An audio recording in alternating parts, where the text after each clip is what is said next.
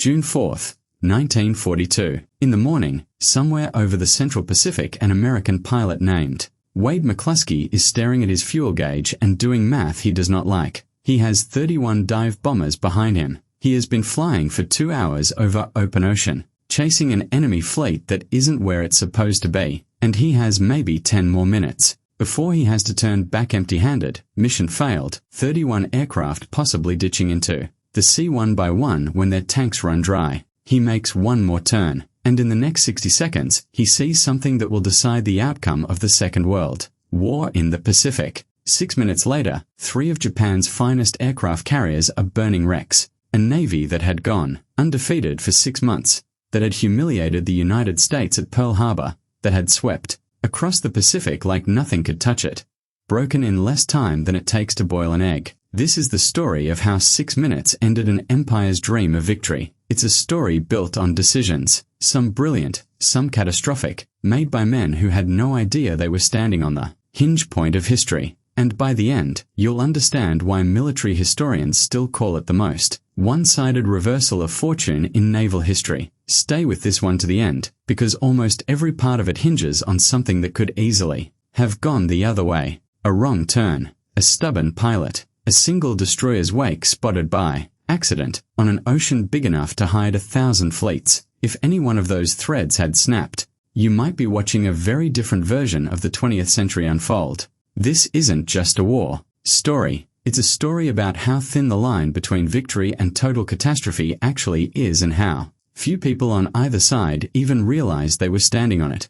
To understand what happened in those 6 minutes, you have to go back 6 months to December 7th, 1941. Japan's carrier fleet, the WWII, 6 flat tops sailing together as one devastating fist, had just crippled the American Pacific Fleet at anchor in Hawaii. Battleships sunk, thousands dead, and almost overnight, Japan controlled the Western Pacific. For half a year afterward, that fleet was, quite simply, unbeatable. It smashed British ships in the Indian Ocean. It supported invasions across Southeast Asia. Wherever it appeared, it won. Japanese pilots were the most experienced carrier aviators on Earth, veterans of years of combat over China, men who could land a plane on a pitching flight deck in weather that would terrify a modern airline pilot. Their commanders had never tasted defeat, and by the spring of 1942, much of the world half believed they never would. Imagine being an American strategist in early 1942, staring at a map of the Pacific and watching that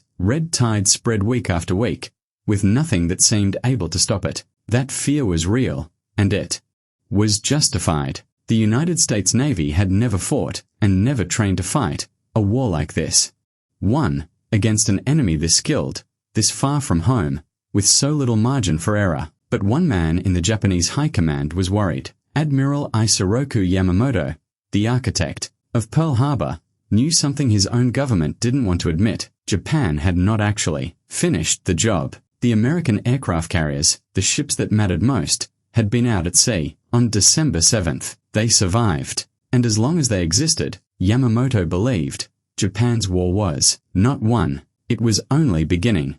So Yamamoto designed a trap. He would attack Midway Atoll, a tiny American base 2,000 miles from Hawaii, so tiny you could walk across the whole island in 20 minutes. He didn't actually want the island. He wanted what he assumed would come running to defend it, the American carriers. Lure them out, destroy them in open battle, and the Pacific War would effectively be over before it had properly begun. On paper, the numbers backed him up completely. Yamamoto was bringing an armada that dwarfed anything the Americans could scrape together. 4 fleet carriers, battleships, cruisers, destroyers, transport ships carrying an invasion force, submarines screening the approach, well over 100. Vessels spread across the ocean in a plan so complex it required near-perfect timing to execute. Against this, the United States could field 3 carriers, if the wounded one even survived long enough to sail. On any spreadsheet, in any wargaming room, this was not supposed to be close. It was a brilliant plan on paper. It had one fatal flaw, and that flaw is where our story really starts. Here's the twist Yamamoto never saw coming. The Americans already knew he was coming. In a windowless basement in Hawaii, a small team of Navy codebreakers led by a brilliant Chain-smoking officer named Joseph Rochefort had spent months tearing apart Japan's naval code. By the spring of 1942, they were reading enough of Japan's messages to know a major operation was being planned. The target was referred to only by a code name, AF. Rochefort was almost certain AF meant Midway, but his superiors in Washington weren't convinced. So his team ran one of the great intelligence tricks of the war.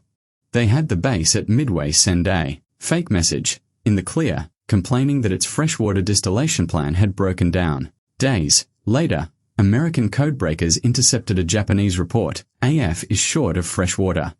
That was it. Confirmation. The United States now knew not just where Japan would strike, but roughly, when, and with what. A handful of men in a basement, working off fragments and guesswork and one clever trick, had just handed their country the single greatest advantage any navy could ask for, knowing the enemy's plan before the enemy had even finished writing it. Think about what that actually means for a moment. Yamamoto believed, with total confidence, that he was springing a surprise. He believed the American fleet was scattered and unaware, that his approach was hidden, that his trap was airtight.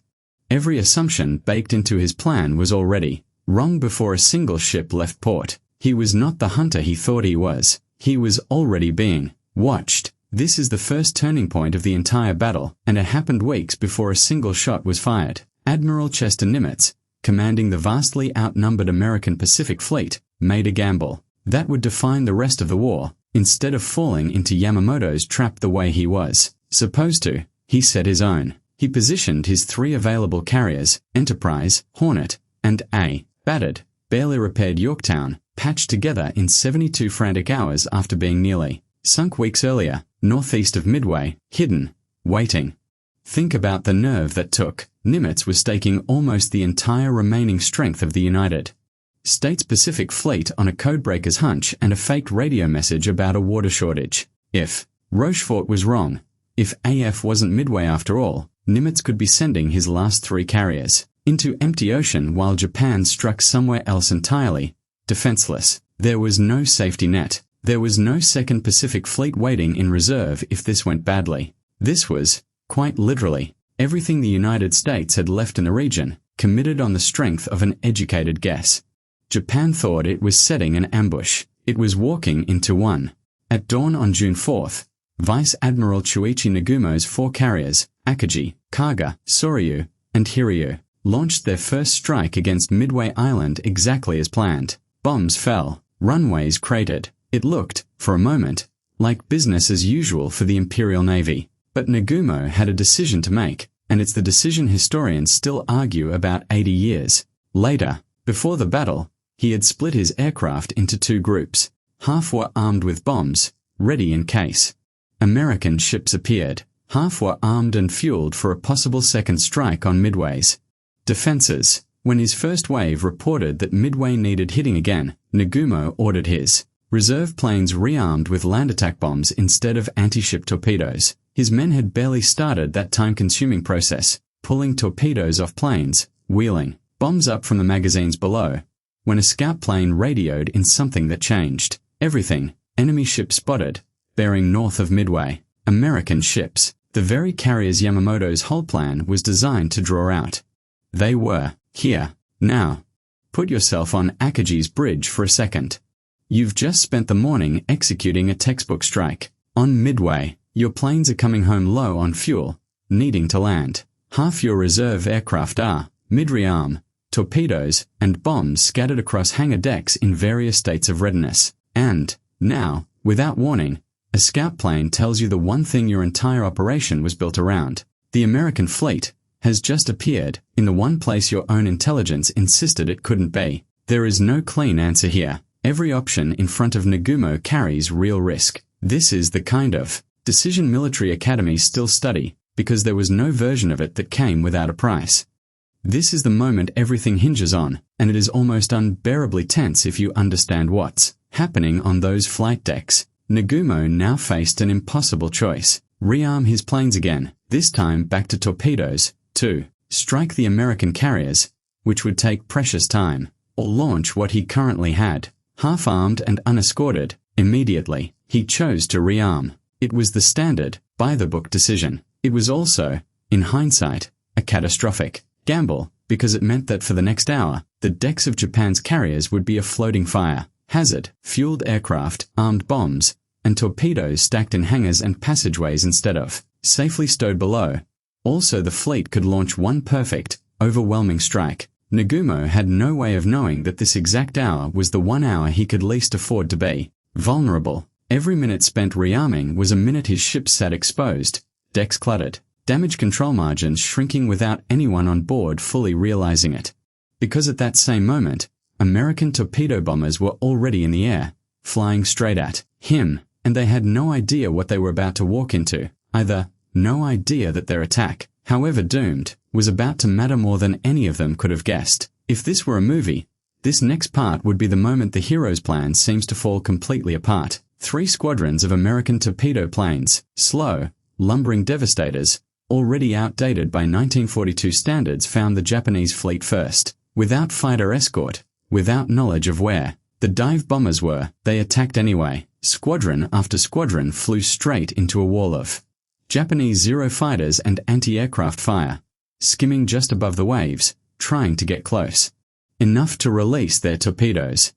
It was a massacre. Torpedo Squadron 8 went in first, 15 aircraft, 30 men, 14 planes were shot down. Every single pilot but one was killed. That one survivor, a young ensign named George Gay, watched the entire rest of the battle from a life raft, hiding under seat cushions so Japanese ships wouldn't spot him, as the sky above him filled with smoke.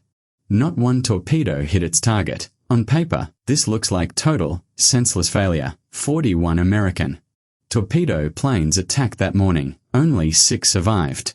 Try to sit with that for a second. 35 aircrew went out that morning knowing, on some level, exactly how thin their odds were, flying slow, unescorted planes directly at a fleet bristling with anti-aircraft guns and covered by dozens of the best fighter pilots in the world. They went anyway. Squadron commanders who watched the planes ahead of them get torn apart kept flying their own approach, because turning back wasn't part of the plan. None of them lived to know whether it mattered. But here is the twist buried inside the tragedy. Those sacrificial attacks pulled every single Japanese fighter plane down to sea level, chasing the slow-moving torpedo bombers just above the waves. The sky above the fleet, the high altitude, the airspace no one was watching anymore, was left completely open. And that is exactly the moment 3 squadrons of American dive bombers arrived overhead, completely unopposed. This is where we return to Wade McClusky and the fuel gauge he didn't like the look of. McClusky commanded Enterprise's dive bombers, and he had a problem. The coordinates he'd been given for the Japanese fleet were wrong. Nagumo's carriers had changed course. McClusky reached the expected location and found nothing but open ocean. No ships, no wake, nothing. By every rule of naval aviation, this was the moment to give up and turn home. His planes were burning fuel with every passing minute, and if he pushed his search too far, he risked losing his entire air group to the ocean rather than the enemy. 31 aircraft, dozens of pilots and gunners, all of them would be relying on McClusky's judgment call in the next few minutes, whether he said a word to them about it or not. Get it wrong, and he wouldn't be remembered as the man who found the fleet. He'd be remembered, if at all, as the commander who lost an entire dive bomber group chasing a hunch over open water. Instead, McClusky made a decision that historians now consider one of the most consequential individual choices of the entire Pacific War. He gambled that the Japanese fleet had turned, and he guessed which direction. He kept flying, further from safety, further from the fuel he needed to get home. Then, below him, he spotted a single Japanese destroyer, the Arashi, racing at high speed to rejoin the fleet after attacking an American submarine. McClusky did the only thing that made sense. He followed the destroyer's wake, like a trail of breadcrumbs across the empty Pacific. It led him directly to Nagumo's carriers. At the worst possible moment for Japan, decks packed with fuel, bombs, and aircraft, and not a single fighter left at altitude to stop what was coming. McClusky's dive bombers roll over and drop out of the clouds. At almost the same instant, a second American squadron from Yorktown arrives independently from another direction. Completely unaware McClusky's group is even there. 2 separate attacks, converging on the same fleet, at the same moment, entirely by coincidence, a coordination no one planned and no one could have planned, because it required 41 men to sacrifice themselves, first without any of them knowing it would work. The Japanese carriers below have almost no chance to react. Akagi, Nagumo's flagship, takes just 2 hits. It sounds like it shouldn't be enough. It is more than enough. One bomb detonates in the hangar deck, where fueled, armed aircraft are packed wingtip to wingtip. The explosion triggers a chain reaction, bombs cooking off, torpedoes igniting, fuel lines feeding a fire that cannot be stopped. Within minutes, Akagi is a floating inferno. At the same time, dive bombers hit Kaga. 4 bombs strike almost simultaneously, and the same nightmare unfolds. A deck loaded with fuel and ordnance turns the ship into its own bomb. Fires rage uncontrollably. The order to abandon ship comes within the hour.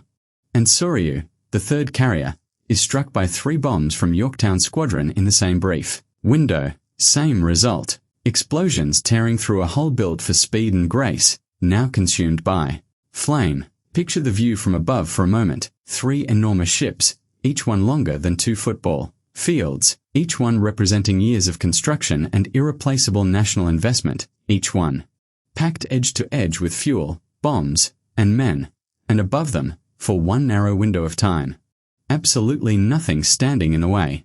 No fighters at altitude. No warning. Just the whistle of bombs, falling out of a clear morning sky onto decks that were, at that exact moment, as vulnerable as they would ever be. Sailors below decks would have felt it before they understood it. The ship shuddering, the lights flickering, and then the chain of secondary explosions that no damage control team on Earth could have gotten ahead of. 3 of Japan's 4 carriers at Midway, irreplaceable ships, carrying the most experienced naval aviators on the planet, were mortally wounded within a span of about 6 minutes. 6 minutes. Against 6 months of unbroken Japanese victory. Historians have called it the most decisive concentrated strike in the history of naval warfare. And it happened almost entirely by accident, the product of a wrong set of coordinates, a stubborn pilot's gamble. What's remarkable about this story isn't just the outcome, it's how close it came to going the other way. If Nagumo had launched his half-armed planes the moment he spotted the American fleet instead of pausing to rearm, if McClusky had turned back for fuel 10 minutes earlier, if the torpedo squadrons hadn't drawn every Japanese fighter down to the waves, if that single Japanese destroyer hadn't happened to cross McClusky's path at exactly the right moment, any one of those threads pulled loose, and the history of the 20th century could look completely different. 6 minutes. A handful of decisions made under pressure by men who had no way of knowing they were choosing the fate of a war. That's the story of Midway, not a battle won by overwhelming force, but one decided in the space of a single dive bomb run, by courage, sacrifice, and no small amount of luck. Wade McClusky survived the battle and the war, and he was later awarded the Navy Cross for the gamble he made that morning. The decision to keep flying when every rule of caution told him to turn back. George Gay, the lone survivor of Torpedo Squadron 8, was pulled from the ocean after more than 30 hours adrift, having watched the entire battle unfold from a life raft with nothing but a seat cushion for cover. Both men, in their own way, ended up at the exact center of the moment that changed the war, without ever planning to be there. And it's a reminder of something worth sitting with. History's biggest turning points rarely announce themselves in advance. Nobody wakes up on the morning that will define the rest of the century, knowing that's what the day is. Nagumo didn't know it when he gave the order to rearm. McClusky didn't know it when he decided to keep flying past the point of safety. The 41 men in those torpedo squadrons didn't know that their deaths would open the sky for what came next. They were just doing their jobs, making the best call they could with the information.